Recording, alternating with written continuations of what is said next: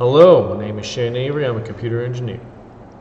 I wanted to make this video, the very first one, to talk a bit about what I have hoped for this channel, what I want it to be, who it's for, and why. So who's the channel for? It's for young people that are transitioning between high school and college. So if you're a senior in high school, junior in high school, or maybe you're a freshman, sophomore in college, this is for you. And what is this channel? Okay, it is a tutorial, a cursory review of various computer engineering topics. All right. What is the purpose of the channel? So there are two things. Okay, the first one has to do with how human beings learn. Okay, so I got this from a professor at my school. I went to Cal Poly in San Luis Obispo. Go Mustangs. And he said something very profound in one of the classes. He actually, I think, as a kind of a side gig, was into education and teaching people how to learn, not just computer engineering topics. And what he said was, what you need to do is tell people what you're about to teach them, then actually teach it to them, and then tell them what you taught them. And once he told me that, and I noticed his teaching style, I was amazed at how well what he taught stuck in my brain. It was a very effective teaching technique. So if you haven't found your way into university yet, this may not resonate with you, but don't worry, it will. You're going to find yourself in classes where it just feels like you're buried in the weeds, right? You're wondering, what am I learning here? I'm in the trees, I can't see the forest, for a different analogy. I don't understand how anything I'm learning right now is applicable. I don't understand how to apply it to any real world situation. And I feel like I'm hammered with so much of the detail. I can't understand what I'm actually supposed to be learning here. I had my first linear systems class. Professor Breitenbach, if you're out there, baby, I love you. But man, that first class was just a math class. And that's fine if you like math, and it's fine to show how math can be applied to electrical engineering, but I could not understand how to transition that to anything real and practical. And so the whole time I'm sitting there thinking, I'm supposed to be an engineer, I'm supposed to be making real things, and all I'm sitting here learning is math problems in an electrical engineering class. I can take a math class and learn math problems.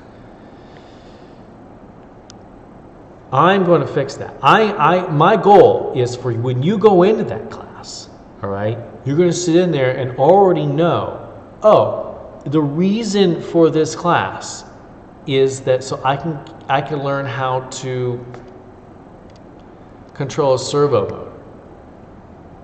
How do I go about controlling a servo motor? Professor Breitenbach is going to teach me that, right?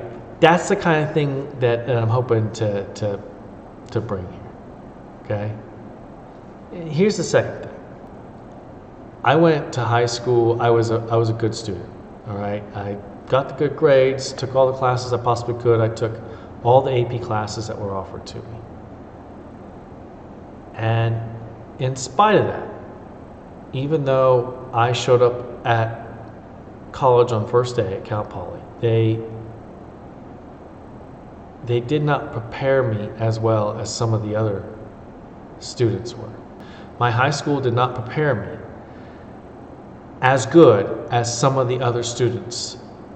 And I figured this out on day one. My roommate had already written C code, done web development, and here I was knowing, that a blue whale is the biggest mammal on the earth. Okay, how does that help me here, be a computer engineer?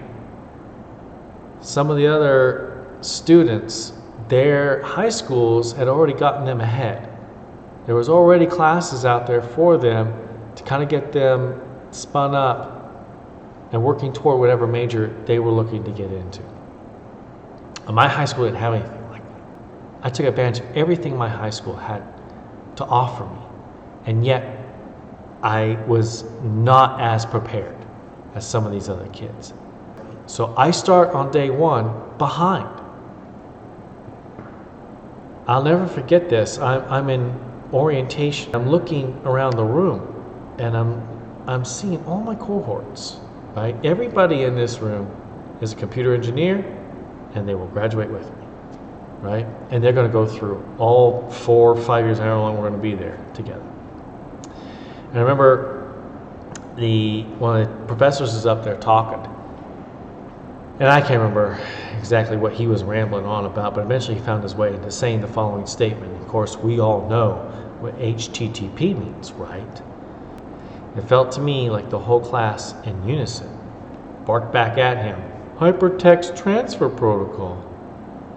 And I was just sitting there crushed, like I didn't know that. Fear and panic swept over me. I'm in over my head. I'm behind. I'm behind on day one. My goal for this channel is that there's a young person out there that was the version of me, but now. I went to Cal Poly in 1996. The internet was not a thing. It was beginning to be a thing, but it's not the thing that it is now.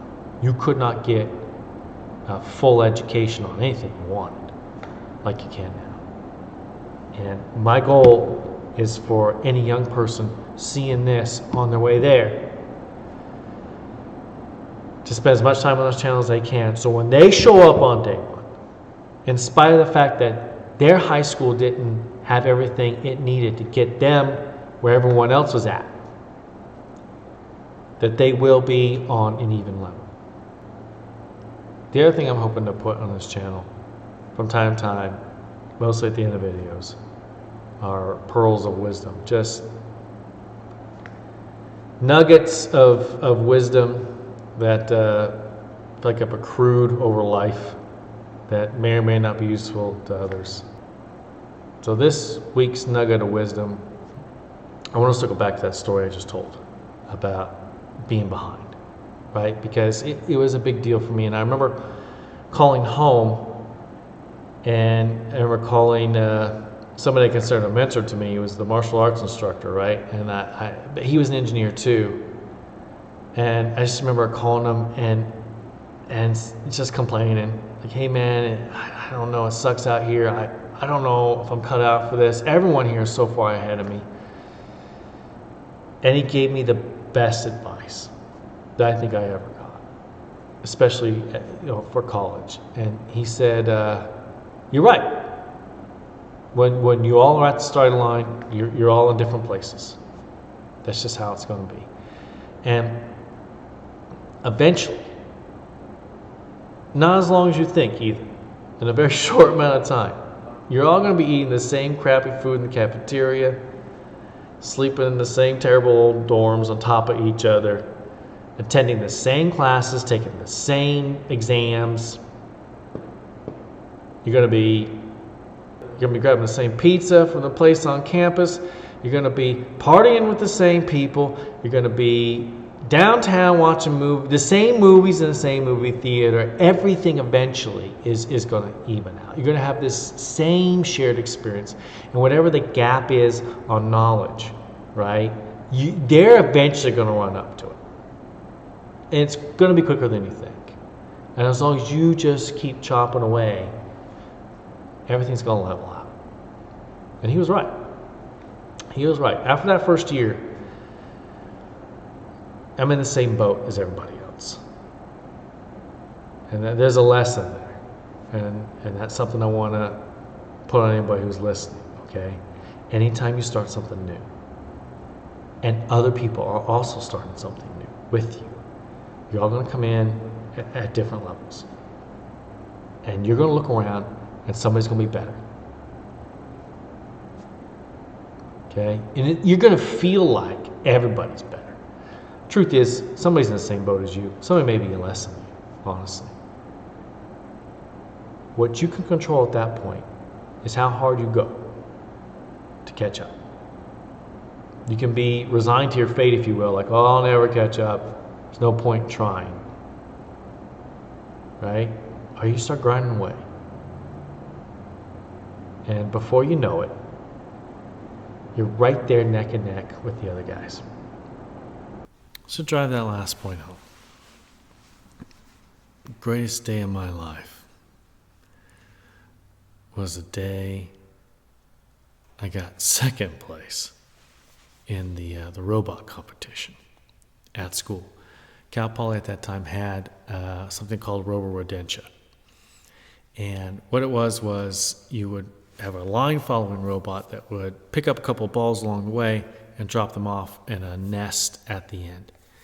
And my junior year, I remember watching this competition, and it is such a special environment because it's during, the Cal Poly open house. So there's all kinds of people there, right? And they did it in the electrical engineering faculty building, which is a really cool building to have an event like that because it's kind of got a very open floor plan. You walk in and there's a middle area where there's kind of nothingness, and the offices are all on the periphery. And there's a second floor that is open as well, and there's kind of a balcony area where you go into the offices, but you could stand on the balcony and look down and see this. And just imagine all that place packed with people, where the middle of that faculty building is this giant wooden maze. A line following robots are going in there, and students are trying to get their thing going. And I remember as a junior sitting there looking at that thing and saying, I think I can do that. I'm starting to see in my head how I would do that, right? And I started putting plans in place right there, a year-long goal. I'm going to enter that competition. And I didn't want to win. I wanted to finish. Because the year I saw it, first year I witnessed it, no one even got close. I mean, hardly anybody made the first turn, right? And I'm like, well, hell, I'm going to not only make the first turn, I'm going to go through the whole maze and pick up all the balls and take them where they go. And if someone can go faster than me, okay, that's fine. I'm okay with that, right? And I remember buying my first microcontroller kit. It was a 68HC11 that I was going to use to control this robot. And my mechanical engineering roommate helped me build the robot. Terry, if you're out there, thank you. I can't thank you enough, man. I feel like that was something that just changed my life, because there I am on competition day. And it wasn't just my professors there. My family was there, and my peer group was there. Those same kids, those same students that were there with me on that orientation day that I felt like knew way more than me were looking at me. And when they saw my robot go through, and they all remembered last year as well, when nobody would even make it past the first turn, and they saw my robot make it to the very end. I was the first one up. I remember that because I was in the bathroom with a nervous bladder, thinking I'll be a while before I get called. And man, they called us first. And we got out there. And I remember, like I said, my peer group looking at me like I was a wizard, right? They're looking at me in this kind of shock and awe, like, man, that's amazing. How'd you do that? Including that roommate that I thought was so far ahead of me, right? Here they all are looking at me in a way of respect, like I had somehow done something they didn't think they could. And it was such a special moment, right? Because I had thought about giving up. Because I thought that I was too far behind to even be in the game. And the lesson here you all need to hear is that is not the case. Okay? You can overcome gaps with just hard work. And it doesn't even need to be anything special, right? You don't have to be a special person. You just got to be the person that puts in a little bit more work than those other kids. There's something to be said for showing up ahead, because if you're a little bit better than everybody else on day one, you probably are coasting out there thinking you're going to ride this wave just fine. Being a little bit behind, I think, gave me something it didn't give those other kids, right? And I can't explain it apart from this. That gap adversity made me better. Ultimately, I ended up better. There's a curse to being better from the start. So don't think that because you're behind, that you shouldn't even try.